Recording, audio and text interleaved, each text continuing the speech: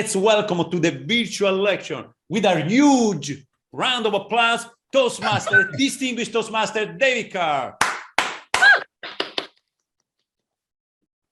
There's no reason to be afraid of public speaking. That's what we tell the poor souls who come to Toastmasters for help. My message, be afraid, be very afraid.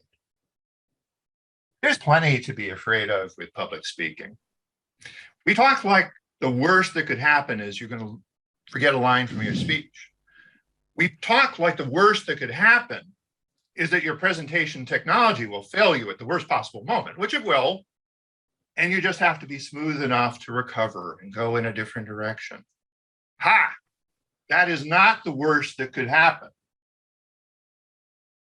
Instead of telling speakers not to be afraid, we ought to be telling them what to be afraid of, including serious bodily harm. My speech today is about body language. And you know what happens when you have too much body language, when you have too enthusiastic body language? You fall off the stage. Famous people who have fallen off the stage include Bob Dole, the presidential candidate, Kelsey Grammer, Rami Malek. It happened to Rami Malek at the Oscars. How humiliating. He was there to be honored for playing Freddie Mercury, for transforming himself into Freddie Mercury. Well, you know what? Rock stars fall off the stage too. They break guitars, they break their ribs. And they do it because they're trying to get close to the audience, because they're prancing around the stage in tight pants. This is something that you might want to avoid. There's a comedian, Roz McCoy. I think she is far more YouTube famous for falling off the stage than for anything she has done on the stage, as far as I can tell. The clip shows, and it's the first thing that comes up. If you search her name on YouTube, the first thing that comes up is how hilarious it is to see this middle-aged woman bend over to pick up something she dropped, lose her balance, and fall off the stage into the darkness. You just hear this voice say, "I'm okay. I'm embarrassed. I'm just going to do this show from down here, I guess." So, all right, pretty smooth recovery. And we tend to celebrate that kind of the show must go on mentality.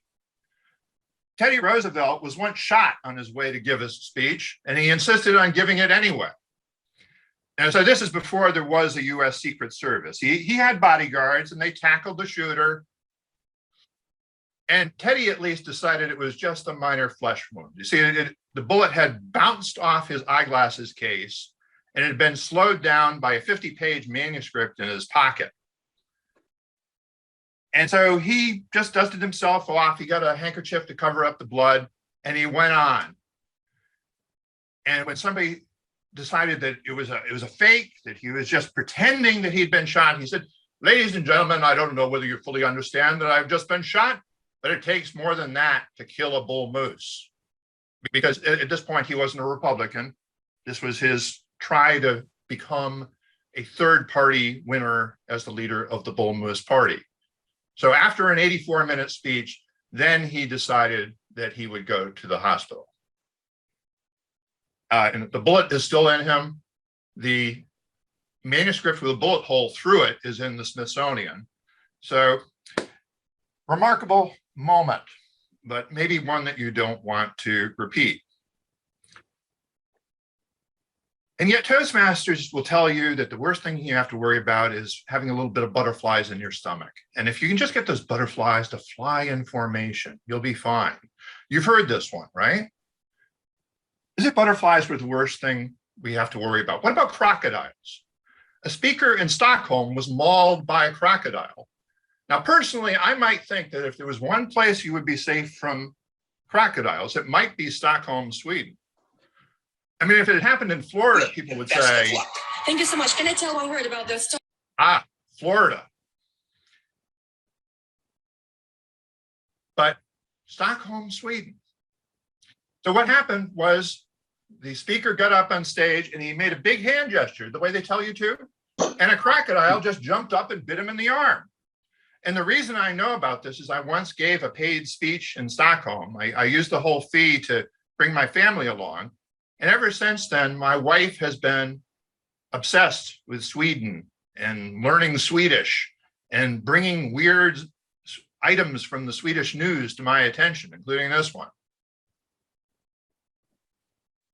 Now, I gave a speech in Stockholm and I was not bit by a crocodile. I don't recall any crocodiles being in the audience, but I may have left out a couple of details because the speech was part of a crayfish party, which is an annual seafood fest that Swedes do for some reason around August in the summer. And this particular crayfish party was at an aquarium. And the aquarium happened to have 2 crocodiles and some baby crocodiles, but the 2 crocodiles originally belonged to Fidel Castro. Fidel Castro gave them to a Russian cosmonaut as a gift. The cosmonaut gave them to the Moscow Zoo. The Moscow Zoo didn't know what to do for them, so they went looking for the best crocodile experts they could find, which naturally they found in Stockholm, Sweden.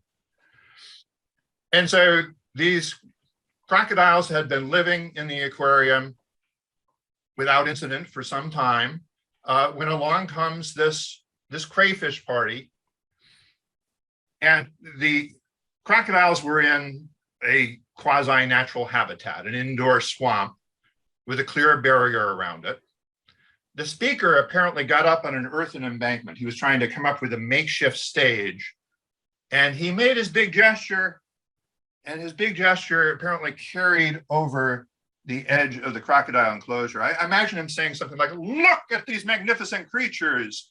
And the crocodile said, "Mealtime." Well, the gentleman lived. There was apparently a lot of blood, but fortunately there were some medically trained people in the audience who were able to bandage him up with tablecloths and napkins until the ambulance got there. But the moral of the story is know your venue. Know where the edge of the stage is so that you don't step over it.